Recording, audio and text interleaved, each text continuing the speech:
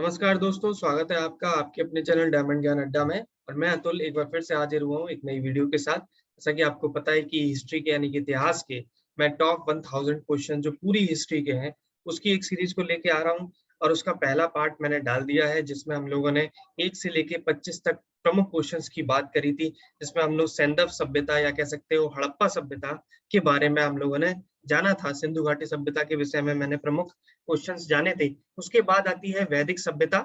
तो वैदिक सभ्यता भी जो आपका आगामी एग्जाम आने वाला है पैट का, उसमें वैदिक सभ्यता से भी प्रश्न पूछे जाएंगे। तो उससे संबंधित ये कुछ प्रश्न है। आज 26 से लेके हम लोग 60 तक करीब प्रश्न की बात करेंगे। हम लोग देखेंगे कि कौन कौन से प्रमुख प्रश्न जो है इस पर बन सकते हैं, और मैं उसको आपको डिस्क्राइब करके उनके विषय में कुछ प्रमुख बिंदुओं को रखते हुए, तथ्यों को रखते हुए आगे इस वीडियो को कंटिन्यू रखूंगा। दोस्तों, अगर आपने वैदिक सभ्यता नहीं भी पढ़ी हुई है तो भी कोई दिक्कत नहीं है। मैं इसमें आपको कुछ प्रमुख, क्योंकि ये कुछ विशिष्ट क्वेश्चंस हैं, महत्वपूर्ण प्रश्न हैं जो उस सब्जेक्ट के हैं, तो इसलिए उनसे संबंधित हम लोग बात करेंगे। तो चलिए शुरू करते हैं। पहला क्वेश्चन इसमें लिखा है, वैदिक साहित्य के अंतर्गत आने वाले निम्नलिखित ग्रंथों में कौन बेमेल है? यानी कि कौन से ग्रंथ जो हैं वो बेमेल हैं, जो वैदिक साहित्य के अंतर्गत नहीं आते। तो दोस्तों, वेद भी आते हैं, आरण्यक भी आते हैं, उपनिषद भी आते हैं, केवल स्मृतियां नहीं आती हैं। यानी कि ऑप्शन आपका जो का है वही आपका जो है इसमें बेमेल है। अगला प्रश्न देखते हैं दोस्तों, जो कि है 27वां क्वेश्चन। ऋग्वेद का वह कौन सा प्रतापी देवता है जिसका 250 सूक्तों में वर्णन मिलता है? दोस्तों, ये जो प्रतापी राजा हैं ये हैं देवराज इंद्र। इंद्र को तो आप लोग जानते ही होंगे, देवराज इंद्र को। इनको और विभिन्न नामों से जाना जाता था। एक नाम था वर्षा के देवता, वर्षा के देवता इस नाम से भी जाना जाता था उस टाइम पर। और साथ ही साथ इन्होंने वत्र का हरण मतलब कि उसका वध किया था, तो इनको वत्र हन भी बोलते थे, वत्र हन भी बोलते थे। और साथ ही साथ जब उसका ये मतलब संहार कर रहे थे तो राक्षस का, तो उस समय इन्होंने कई भवनों को गिराया था, और वहां से इनको एक संज्ञा मिली थी पुरंदर की। क्या मिली थी? पुरंदर की। तो इनको पुरंदर के नाम से भी जाना जाता था। और एक बहुत ही प्रमुख इनको जाना जाता था, उसका नाम था अंशुजीत। क्या नाम से? अंशुजीत। अंशुजीत। अंशुजीत। और अंशुजीत का मतलब होता है जल पर जीत। किस पर? जल पर जीत। आपको पता है कि जो हमारे इंद्र देवता थे वो बेसिकली जल से रिलेटेड थे, वर्षा से रिलेटेड थे। तो इस तरीके से आप समझ जाइए कि ऋग्वेद में वह कौन सा प्रतापी देवता था जिसका 250 सूक्तों में वर्णन मिलता है, तो वह है इंद्र भगवान। ठीक है, और उनको विभिन्न नामों से ये जाना जाता था। चलिए बढ़ते हैं और देखते हैं जो क्वेश्चन नंबर है 28, इसमें जानते हैं। ऋग्वैदिक काल में विनिमय के माध्यम के रूप में किसका प्रयोग किया जाता था? विनिमय मतलब कि आपका क्रय विक्रय, विनिमय यानी कि क्रय विक्रय के माध्यम के रूप में किसका प्रयोग किया जाता था? मुद्रा, दास, अनाज या गाय। तो इसमें गाय का वर्णन मिलता है। ऋग्वेद में गाय का उपयोग जो है वो विनिमय के माध्यम के रूप में किया जाता था। ठीक है, अगला प्रश्न देखते हैं 29, बहुत ही महत्वपूर्ण प्रश्न है कि ऋग्वैदिक युगीन नदी पुरुषनी का महत्व क्यों है? जो नदी है पुरुषनी, इसका महत्व क्यों है? क्या ये सर्वाधिक पवित्र नदी होने के कारण इसका महत्व है? ऋग्वेद में सबसे अधिक बार उल्लेख देखने को मिलता है, इस कारण इसका महत्व है? या दाश राज्य युद्ध के कारण, या उपयुक्त तो सभी? तो दोस्तों, इसमें सबसे प्रमुख महत्व है दाश राज्य युद्ध के कारण। दाश राज्य युद्ध जो हुआ था वो भरत कबीले के, मैं आपको बता दे रहा हूं, भरत कबीले के राजा सुदास, राजा सुदास एवं एवं कुरु कबीले के मध्य, कुरु कबीले के मध्य हुआ था, के मध्य हुआ। ठीक है दोस्तों, यहाँ तक आपको क्लियर होगा। चलिए बढ़ते हैं और अगला प्रश्न देखते हैं। ऋग्वेद में निम्न में से किसका उल्लेख नहीं मिलता है? देखिए, कृषि का उल्लेख मिलता है, चारागाह का उल्लेख मिलता है, तो यहाँ पर इसमें कोई दिक्कत नहीं है। यव का उल्लेख मिलता है, व्रीहि का उल्लेख मिलता है, लेकिन कपास का उल्लेख नहीं मिलता है। इसलिए आपका जो आंसर होगा सही वो क्या होगा? कपास होगा। यानी कि कपास जो है इसका उल्लेख नहीं मिलता है ऋग्वैदिक काल में। बढ़ते हैं 31वां क्वेश्चन देखते हैं कि ऋग्वेद के 10वें मंडल में किसका उल्लेख पहली बार मिलता है? ऋग्वेद के 10वें मंडल में किसका उल्लेख पहली बार मिलता है? योद्धा का, पुरोहित का, चांडाल का, या फिर शूद्र का? तो मैं आपको बता दूं, जो 10वां मंडल है ऋग्वेद का, जो 10वां मंडल है जो ऋग्वेद का है, उसको पुरुष सूक्त भी कहा जाता है। क्या कहा जाता है? पुरुष सूक्त। उसको पुरुष सूक्त के नाम से भी हम लोग जानते हैं। और इसमें सर्वप्रथम किसका उल्लेख मिलता है? तो शूद्र का उल्लेख मिलता है।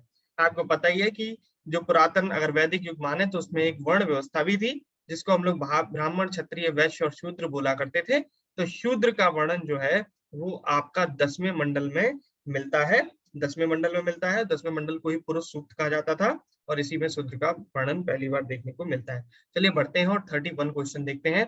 ऋग्वेद में उल्लेखित कुल करीब 25 नदियों में, सबसे पहला प्रश्न तो आपका यही बहुत महत्वपूर्ण है कि ऋग्वेद में कितनी नदियों का वर्णन देखने को मिलता है? तो उसमें 25 नदियों का, देखिए यहाँ पर लिखा भी हुआ है, प्रश्न में से भी प्रश्न बन जाते हैं कभी कभी। 25 नदियों का वर्णन देखने को मिलता है और उसमें सर्वाधिक महत्वपूर्ण नदी कौन सी है? तो वो दोस्तों है सिंधु नदी। कौन सी नदी है? सिंधु नदी। सरस्वती, यमुना और गंगा इनका भी उल्लेख मिलता है, लेकिन सर्वाधिक महत्वपूर्ण नदी कौन सी है? सिंधु नदी है। अगला देखिए दोस्तों, ऋग्वेद में जन और विष का उल्लेख क्रमशः कितनी बार हुआ है? तो पहले तो जान लें कि ये जन क्या होता है और विष क्या होता है। इन दोनों ही टर्म को पहले समझना होगा। तो मैं आपको बता दूं, जैसे कि जो परिवार में सदस्य होते हैं उनको कुल के नाम से जानते हैं हम लोग, कहते नहीं कुल, कुल का दीपक, यानी कि पूरे परिवार का दीपक। तो कुल जो होता है, कुल मतलब होता है परिवार। क्या होता है? परिवार। लेकिन जो ऋग्वेद है उसमें कुल का प्रयोग नहीं हुआ है परिवार के लिए, ग्रह का प्रयोग हुआ है। किसका प्रयोग हुआ है? ग्रह का। ग्रह मीन्स क्या हो गया दोस्तों? परिवार। ठीक है, ग्रह का मतलब क्या हो गया? परिवार। ठीक है। और विभिन्न परिवार मिलकर, दोस्तों यहीं पर समझिए, अनेक परिवार मिलकर ग्रह तो हो गया परिवार, और अनेक परिवार मिलकर ग्राम बनाते हैं। क्या बनाते थे? ग्राम। ग्राम या इसी को बोलते थे हम लोग गोत्र। ग्राम या गोत्र बोला करते थे। और विभिन्न ग्राम और गोत्र मिलकर किसका निर्माण करते थे? विष का निर्माण करते थे। किसका? विष का निर्माण करते थे। और कई विष मिलकर फिर निर्माण करते थे आपका जन का। किसका निर्माण करते थे? जन का। तो आप समझ गए कि जो ऋग्वेद था उसमें परिवार को किससे प्रदर्शित करते थे? ग्रह से। और बहुत सारे परिवार मिलकर, कई परिवार मिलकर किसका निर्माण करते थे? ग्राम का या गोत्र का। और कई गोत्र मिलकर एक विष का निर्माण करते थे, और कई विष मिलकर एक जन का निर्माण किया करते थे। और जो विष जो है वो आपको देखने को मिलते हैं जो ऋग्वेद में, वो 275 का उल्लेख किया गया है, और जो जन है ये है 170। तो दोस्तों इसका ऑप्शन आपका क्या हो गया? घा ऑप्शन हो गया, यानी कि 33 का आपका ऑप्शन हो गया घा। ठीक है, 275 और 170। क्लियर है? चलिए बढ़ते हैं और अगला क्वेश्चन देखते हैं। अगला प्रश्न है, ऋग्वैदिक युग की सर्वाधिक प्राचीन संस्था कौन सी थी? ऋग्वैदिक युग की सर्वाधिक प्राचीन संस्था कौन सी थी? सभा, समिति, परिषद या विदत? देखिए ऋग्वैदिक युग में ये सभी का वर्णन आपको देखने को मिलता है। राजनीतिक परिप्रेक्ष्य में अगर हम लोग ऋग्वेद की बात करें तो सभा, समिति, परिषद और विदत सबका उल्लेख मिलता है। इसमें सर्वाधिक प्राचीन जो है वो विदत है। सर्वाधिक प्राचीन जो है दोस्तों वो विदित है। और इसका ऋग्वेद में 22 बार उल्लेख किया गया। कितनी बार? 22 बार इसका उल्लेख मिलता है ऋग्वेद में। और साथ ही साथ इसका प्रयोग किसमें किया जाता था? सबसे महत्वपूर्ण बात यह थी कि विदित में महिलाओं को भी अपनी बात रखने का पूरा अधिकार था। और ये एक मतलब कि ऐसी सभा हुआ करती थी, ऐसी संस्था हुआ करती थी जिसमें क्या किया जाता था? ये सैनिक, असैनिक एवं धार्मिक कार्यों से संबद्ध थी। किससे? सैनिक, असैनिक, सैनिक कॉमा असैनिक और धार्मिक, और धार्मिक, और धार्मिक कार्यों से संबद्ध होती थी। कार्यों से संबद्ध थी। कार्यों से संबद्ध। ठीक है, यानी कि एक तरीके से ऐसे समझिए, सैनिक असैनिक मतलब सैनिक में क्या होता था कि जैसे कि मान लीजिए कहीं पर कुछ चीजों को लूट कर लेकर आया गया, या फिर कुछ चीजों को लेकर आया गया तो उसका बंटवारा किया करते थे इस समिति में। तो इस तरीके की ये संस्था थी। अब देखिए अगला क्वेश्चन है 35। आर्य शब्द का शाब्दिक अर्थ है। आर्य शब्द का शाब्दिक अर्थ है क्या है? वीर है, श्रेष्ठ या कुलीन है, गा विद्वान है, या फिर यज्ञ करता है? तो दोस्तों इसका ऑप्शन है खा, श्रेष्ठ या कुलीन। यानी कि जो आर्य होते थे वो श्रेष्ठ या कुलीन कहे जाते थे, उसका अर्थ होता था श्रेष्ठ या कुलीन। अब दोस्तों अगला क्वेश्चन जो 36 है इसको देखिए। 36 में क्या है कि सूची 1 है और सूची 2 है, इन दोनों को आपस में सम्मिलित करना है। इसमें कुछ प्रमुख आपको शब्द दिए गए हैं और इनका अर्थ आपको बताना है कि इनमें से पहले, दूसरे, तीसरे, चौथे में से क्या होगा। तो देखिए दोस्तों, पहला है मूजबंत। क्या है? मूजबंत। दोस्तों जो ऋग्वेद है, ऋग्वेद में प्रमुखता केवल एक हिमालय पर्वत का वर्णन देखने को मिलता है, और हिमालय पर्वत का वर्णन मिलता है, साथ ही साथ हिमालय की एक चोटी है मूजबंत, इसका उल्लेख किया गया है, इसका उल्लेख किया गया है। यानी कि आ का क्या हो गया? फोर्थ हो गया। तो मूजबंत का क्या था? हिमालय की चोटी। गोहन, देखो अपने आप ही आ रहा है इसमें गाय, तो गोहन जो था वो अतिथि को भोजन में गाय का मांस खिलाना, उससे संबंधित था गोहन। उसके बाद दोस्तों अघन्या। अघन्या देखो, अघन्या से क्या समझ में आ रहा है? ना आ रहा है ना, तो ना मारने योग्य, जिसको ना मारने योग्य उसको बोला जाता था अघन्या। और अयस बहुत ही महत्वपूर्ण है, कई बार पूछा भी गया है एग्जाम में, टीसीएस लेवल तक के एग्जाम में पूछा गया है। अयस माने क्या होता था? तांबे और कांसे के लिए अयस का प्रयोग हुआ करता था। किसका प्रयोग हुआ करता था? अयस का प्रयोग हुआ करता था। तो अब देख लीजिए आपका कौन सा उत्तर सही होगा। आ का फोर्थ है, यानी कि या तो का है या फिर गा है। उसके बाद बा का क्या है? थर्ड है, यानी कि बा का थर्ड है, ये भी हो सकता है, घा भी हो सकता है। सा का क्या है? सेकंड, तो सा का सेकंड ये वाले में ही है, यानी कि ऑप्शन आपका घा सही हो गया। चलिए बढ़ते हैं। ऋग्वैदिक आर्यों की भाषा क्या थी? अगला प्रश्न है, ऋग्वैदिक आर्यों की भाषा क्या थी? तो दोस्तों इनकी भाषा थी संस्कृत, यानी कि आर्यों की जो भाषा थी वो क्या थी? संस्कृत। अगला प्रश्न बहुत ही महत्वपूर्ण है, क्वेश्चन नंबर 38। इसमें बोला गया है निम्न को कालक्रम के अनुसार दर्शाइए। निम्न को काल क्रम के अनुसार दर्शाइए। तो इसका ऑप्शन है आपका खा ऑप्शन, इसका राइट आंसर है। यानी कि पहले, सबसे पहले वेद आए, उसके बाद आपके ब्राह्मण ग्रंथ, क्योंकि आपको पता है कि वेद जो है उसके साक्ष्य मिलते हैं, तो जो साहित्यिक साक्ष्य मिलते हैं उसमें धार्मिक ग्रंथ, धार्मिक ग्रंथों में ब्राह्मण ग्रंथ आता है। ठीक है, एक होता है ब्राह्मण ग्रंथ और एक होता है ब्राह्मणेतर ग्रंथ। तो ब्राह्मण ग्रंथ में आपके किसमें आते हैं? वेद में आते हैं। साथ ही साथ तो सबसे पहले वेद, फिर उसके बाद ब्राह्मण ग्रंथ, उसके बाद आपका आरण्यक, और उसके बाद आपका उपनिषद, और सबसे लास्ट में वेदांग, यानी कि ये इसका ऑप्शन खास सही हो गया। अगला क्वेश्चन बढ़ते हैं, क्वेश्चन नंबर 39 देखते हैं। ऋग्वैदिक काल में समाज का स्वरूप किस प्रकार का था? तो दोस्तों ऋग्वैदिक काल में जो समाज का स्वरूप था वो आपका पितृसत्तात्मक था। कैसा था? पितृसत्तात्मक था, यानी कि पिता जो था इसमें महत्वपूर्ण पद रखता था। और इसमें एक ऋजाश्व है, ऋजाश्व है, ऋजाश्व।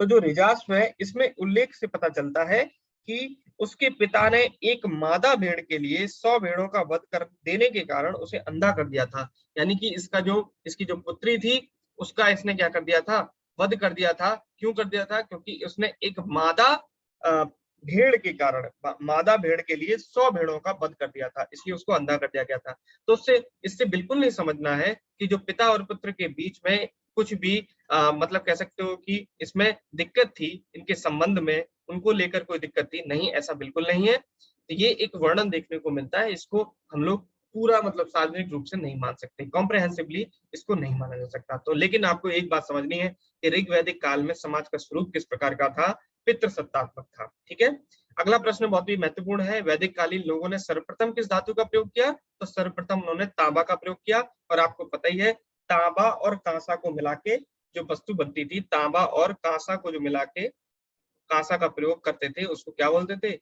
अयस बोलते थे। ये पीछे भी अभी क्वेश्चन आ चुका है।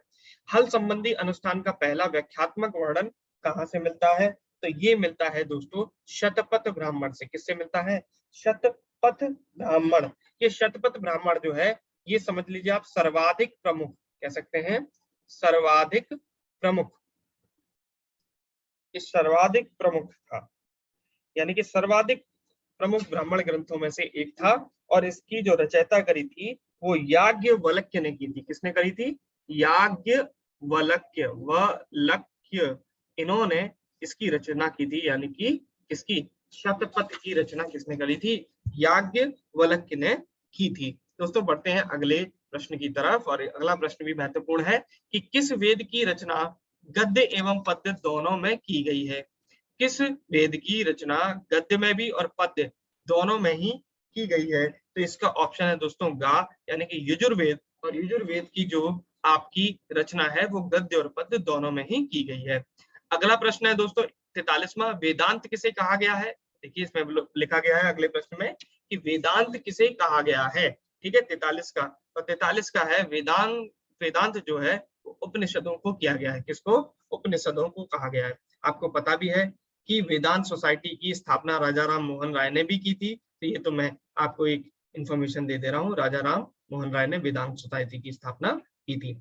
अब देखिए अगला प्रश्न है 44, अस्तो माँ सदगमय। आपको पता है तमसो माँ ज्योतिर्गमय, अस्तो माँ सदगमय, ये कहाँ से लिया गया है? ये वाक्य आपने बहुत बार सुना होगा, तो ये कहाँ से लिया गया है? ऋग्वेद से लिया गया है, सामवेद से लिया गया है, यजुर्वेद से लिया गया है, या फिर अथर्ववेद से? तो ये लिया गया है दोस्तों ऋग्वेद से, यानी कि इसका ऑप्शन कौन सा सही हो गया? का ऑप्शन इसका सही है। अगला 45वां प्रश्न देखिए, किस उपनिषद को बुद्ध से भी प्राचीन माना जाता है? तो ये है दोस्तों कठोपनिषद। क्या है? कठोपनिषद। कठोपनिषद को बुद्ध से भी प्राचीन माना जाता है। अगला देखते हैं क्वेश्चन नंबर 46, उत्तर वैदिक काल के महत्वपूर्ण देवता कौन थे? दोस्तों उत्तर वैदिक काल के महत्वपूर्ण देवता जो थे वो प्रजापति थे। कौन थे? प्रजापति थे। जबकि आप समझ रहे थे वैदिक काल जो था यानी उसमें कौन थे? तो उसमें महत्वपूर्ण देवता इंद्र हुआ करते थे, जबकि उत्तर वैदिक काल में महत्वपूर्ण देवता प्रजापति हुआ करते थे। भारत का राष्ट्रीय आदर्श वाक्य सत्यमेव जयते, आपने बहुत बार सुना होगा, और ये आपने राष्ट्रीय प्रतीक जब पढ़ते हैं तो उसमें बहुत बार बताया जाता है कि सत्यमेव जयते कहाँ से उद्भूत है? मुंडकोपनिषद से, कठोपनिषद से, छंदोग्य उपनिषद से, या उपयुक्त में से कोई नहीं? तो आपको पता है Mundakopanishad is the right answer. Mundakopanishad जो है वहां से सत्यमेव जयते लिया गया है। दोस्तों बढ़ते हैं अगले प्रश्न की तरफ।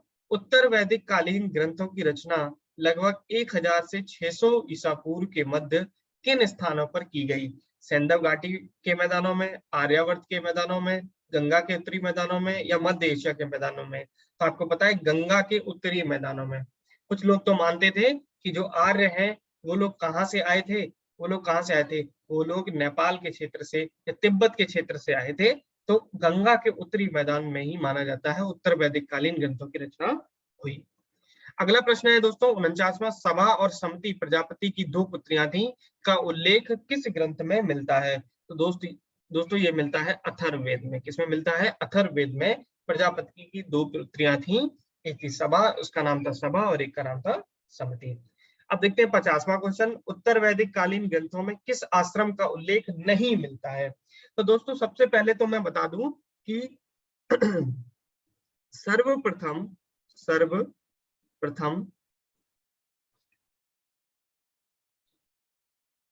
जबालोपनिषद, जबालोपनिषद,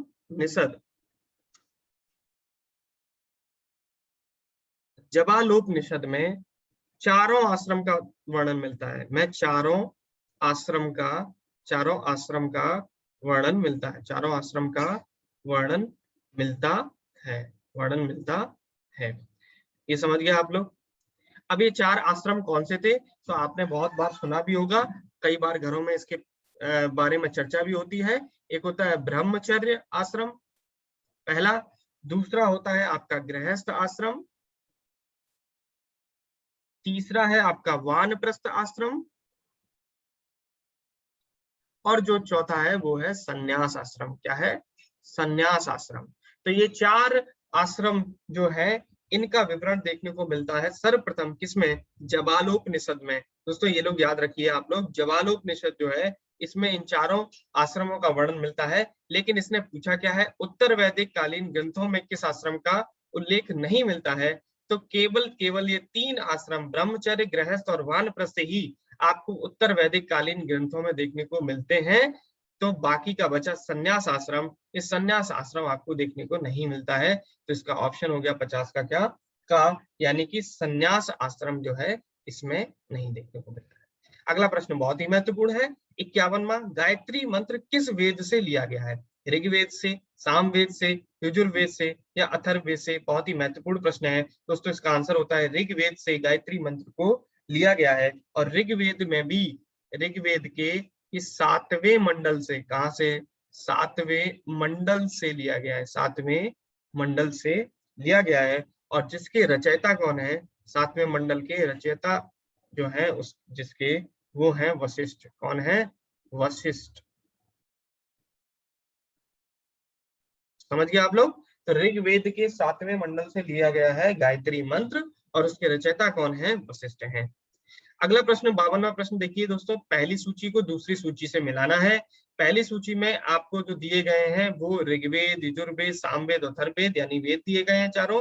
और उसके पश्चात दूसरी जो सूची है उसमें यज्ञकर्ताओं के नाम लिखे हैं। किसका? यज्ञकर्ताओं के नाम दिए गए हैं। तो आपको इनको आपस में मिलाना है। तो सबसे पहले मैं बता दूं, ऋग्वेद जो है इसमें होता है तो होत्र है। और उसके पश्चात यजुर्वेद में आपका है अध्वर्य, सामवेद में आपका है उद्गाता और अथर्ववेद में है दोस्तों ब्रह्म। तो इस तरीके से आपका आका हो गया फोर्थ, यानी आका फोर्थ हो गया। बाका आपका हो गया अध्वर्य, बाका क्या हो गया? अध्वर्य यानी कि तीसरा। बाका तीसरा, यानी कि ये इसका ऑप्शन खा हो गया। कौन सा हो गया? 52 का खा ऑप्शन हो गया। चलिए बढ़ते हैं अगला। वेदों को अपौरुषेय क्यों कहा जाता है? वेदों को अपौरुषेय, देखिए इसमें क्या लिखा हुआ? अपौरुषेय। अपौरुषेय मतलब क्या? आ माने होता है दोस्तों नहीं। हिंदी में अगर आप लोग बात करें तो आ माने क्या होता है? नहीं। जैसे हम लोग बोलते हैं ना धर्म, धर्म का उल्टा क्या होता है? अधर्म। धर्म का उल्टा क्या होता है बताइए विलोम? अधर्म। आ माने नहीं, धर्म माने धर्म को पालन नहीं करने वाले को अधर्म बोलते हैं। उसी तरीके से अपौरुषेय मतलब क्या है? मतलब कि पुरुष के बिना। तो क्यों माना जाता है कि आपका अपौरुष से इसको क्यों कहा जाता है वेदों को? क्योंकि दोस्तों ऐसा माना जाता है कि वेदों की रचना किसी पुरुष ने या कह सकते हो किसी ऋषि मुनि ने नहीं करी, किसी ऋषि मुनि ने नहीं करी, बल्कि वेदों की जो रचना है वो साक्षात देवताओं द्वारा की गई है। क्या करी गई है? देवताओं द्वारा की गई है, इसलिए माना जाता है। तो इसका ऑप्शन क्या होगा? क्योंकि वेदों की रचना देवताओं द्वारा की गई है इसीलिए इसको अपौरुषेय माना जाता है, यानी कि किसी पुरुष द्वारा नहीं की गई। दोस्तों अगला प्रश्न भी बहुत ही महत्वपूर्ण है, क्वेश्चन नंबर 54। इसमें दिया गया है सांख्य, योग, न्यास और वैशेषिक। और यहाँ पर पतंजलि, गौतम, कणाद या उदुक या कपिल ये दिए गए हैं। ये आपके जो दिए गए हैं ये दर्शन दिए गए हैं। ये जितने भी दिए गए ये क्या है? दर्शन। और ये है इसके रचयिता। रचयिता यहाँ पर दिए गए हैं। तो मैं आपको पूरी लिस्ट दे दे रहा हूँ, ठीक है? सारे दर्शनों की और सारे रचयिताओं की मैं यहीं पर लिस्ट आपको दे दे रहा हूँ, ताकि आपको कोई भी प्रश्न दिक्कत ना आए। तो इधर मैं लिख दे रहा हूँ दोस्तों दर्शन, और इधर मैं लिख दे रहा हूँ उनके रचयिता। तो दोस्तों यहाँ पर मैंने ये लिख दिया। अब सबसे पहले है चार वाक्य। चार वाक, सबसे पहले है चार वाक। दूसरे हैं आपके सांख्य। दोस्तों ये बहुत ही महत्वपूर्ण प्रश्न है। तो आप लोग एक एक करके इसी तरीके से बने रहिए इस चैनल में और अंत तक वीडियो को देखिए। आपको जरूर ये वीडियोस इंफॉर्मेटिव लगेंगी। अगर आपको पसंद आ रही हैं वीडियोस, आपकी नॉलेज इंक्रीज हो रही है, तो आप वीडियोस को लाइक करें। और साथ ही साथ चैनल में अगर आप नए जुड़े हैं, आप ये पहली वीडियो देख रहे हैं, तो आप लोग चैनल को जरूर सब्सक्राइब करते रहें। और साथ ही साथ कमेंट बॉक्स में आप लोग कमेंट भी किया करिए कि आपको ये वीडियोस कैसी लग रही हैं, क्या पसंद आ रही हैं और क्या चेंजेस हमें करने चाहिए आपके लिए, ताकि हमें और मोटिवेशन मिले और हम लोग आपके लिए इसी तरीके से वीडियोस लाते रहें।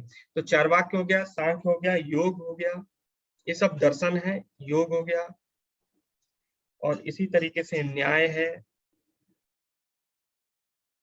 ठीक है। एक है पूर्व मीमांसा, मीमांसा।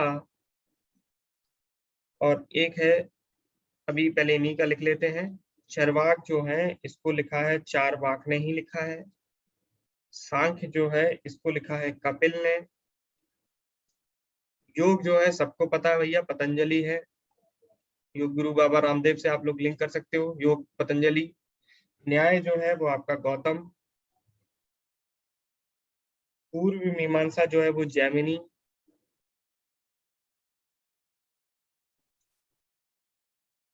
और उत्तर मीमांसा, मैं यहाँ लिख दे रहा हूँ उत्तर मीमांसा। दोस्तों ये लिखा हुआ है बादरायण ने। किन्होंने लिखा है? ये बादरायण ने, ठीक है। और एक हो गया वैशेषिक, एक और हो गया वैशेषिक, ये लिखा है आपका कड़ाद या उलूक ने, कड़ाद या उलूक। तो अब आपको अपने आप ही समझ में आ गया, वैशेषिक जो है वो कड़ाद या उलूक ने लिखा है। साथ ही साथ सांख्य जो लिखा है वो कपिल ने लिखा है। याद कर सकते हैं, सांख्य मतलब संख्या, और संख्या में बहुत सारे रन बनाए हैं किन्होंने, कपिल देव ने, तो यहाँ से कपिल याद रख सकते हैं। योग जो है बाबा रामदेव यानी पतंजलि, और न्याय जो है वो गौतम है। ठीक है, तो यहाँ तक आपको बिल्कुल क्लियर हो गया होगा। अब आप अपने आप ही इसका आंसर लगा सकते हैं। आ का क्या है, फोर्थ है, यानी कि घा ऑप्शन इसका राइट आंसर हो गया। चलिए बढ़ते हैं और देखते हैं अगला प्रश्न। राष्ट्र एवं राजा शब्द का उल्लेख सर्वप्रथम कब हुआ है? तो ये हुआ है दोस्तों उत्तर वैदिक काल में। राष्ट्र एवं राजा का शब्द का उल्लेख सर्वप्रथम उत्तर वैदिक काल में हुआ है। अगर आपने ये टॉपिक नहीं भी पढ़ा हुआ है तो भी आपको इस चैनल के माध्यम से मैं इन टॉपिक को कवर करूंगा, इसलिए आप लोग बिल्कुल निश्चिंत रहिए। लेकिन लगातार आप इसके प्रश्न को भी देखते रहें। अगर आपने एक बार इन प्रश्नों को देख लिया है, इनका अच्छे से आपने अध्ययन कर लिया है, तो मैं आपको 100% गारंटी दे रहा हूं कि जब आप इस चैप्टर को पढ़ेंगे, क्योंकि ये कुछ विशेष प्रश्न ही है उस चैप्टर से, तो आपको बहुत ज्यादा सुविधा होगी, आपके पास कुछ ना कुछ नॉलेज तो होगी ही। आर्यों के मूल निवास स्थान के बारे में सर्वाधिक मान्य मत कौन सा है? तो ये है मध्य एशिया में बैक्ट्रिया का। ठीक है, सर्वप्रथम चारों आश्रमों के विषय में जानकारी कहाँ मिलती है? अगर आप ऊपर बढ़े तो मैंने अभी आपको कुछ देर पहले ही कराया है कि जो आपको सर्वप्रथम चारों आश्रमों का आपको अध्ययन कहाँ पर मिलता है, चारों आश्रम का जवालोपनिषद। कहाँ पर? जवालोपनिषद। तो वही चीज तो आपसे इस प्रश्न में पूछी गई है दोस्तों, कि सर्वप्रथम चारों आश्रमों के विषय में जानकारी कहाँ से मिलती है? तो वो मिलती है आपका जवालोपनिषद से, यानी कि ऑप्शन क्या हो गया, का सही हो गया। गोत्र व्यवस्था प्रचलन में कब आई? क्वेश्चन है, गोत्र व्यवस्था प्रचलन में कब आई? तो ये आई दोस्तों उत्तर वैदिक काल में। कब आई? उत्तर वैदिक काल में। अगला प्रश्न है, ब्राह्मण ग्रंथों में सर्वाधिक प्राचीन कौन है? ब्राह्मण ग्रंथों में सर्वाधिक प्राचीन कौन है? और इस प्रश्न के जो आपके उत्तर हैं, यानी कि इस प्रश्न के जो ऑप्शन दिए गए हैं दोस्तों, उनको एक बार आप लोग देख लीजिए। वो प्रश्न के ऑप्शन दिए गए हैं आपको, एक है ऐतरेय ब्राह्मण, एक है आपका शतपथ ब्राह्मण, एक है आपका पंचविश ब्राह्मण, और एक है आपका गोपथ ब्राह्मण। तो इसका आंसर है दोस्तों शतपथ ब्राह्मण। ब्राह्मण ग्रंथों में सर्वाधिक महत्वपूर्ण और सर्वाधिक प्राचीन ग्रंथ कौन सा है? वो है आपका शतपथ ब्राह्मण। इसके बारे में मैंने पहले भी बात करी थी। ऑप्शन कौन सा सही हो गया? खा option is the right answer. अगला और लास्ट प्रश्न है दोस्तों 60वां, षड दर्शन का बीजारोपण किस काल में हुआ? तो षड दर्शन का बीजारोपण जो है दोस्तों वो उत्तर वैदिक काल में हुआ। किस काल में? उत्तर वैदिक काल में हुआ। तो दोस्तों इस तरीके से मैंने आपको क्या पढ़ा दिया? मैंने आपको कुछ प्रमुख प्रश्न जो होते हैं उनके विषय में जानकारी दे दी। आई होप आपको वीडियो पसंद आई होगी। अगर आपको लगता है कि आपकी तैयारी इसी तरीके से आगे बढ़ती रहे, आप इसी तरीके से अपना सपोर्ट, अपना प्यार बनाए रखिए और वीडियोस को अंत तक देखा करिए। अगर वीडियोस पसंद आ रही हैं तो लाइक करिए, और हमारे मोटिवेशन को बढ़ाने के लिए कमेंट जरूर करिए, और चैनल में नए हैं तो चैनल को सब्सक्राइब करिए, दोस्तों के साथ शेयर करिए। धन्यवाद।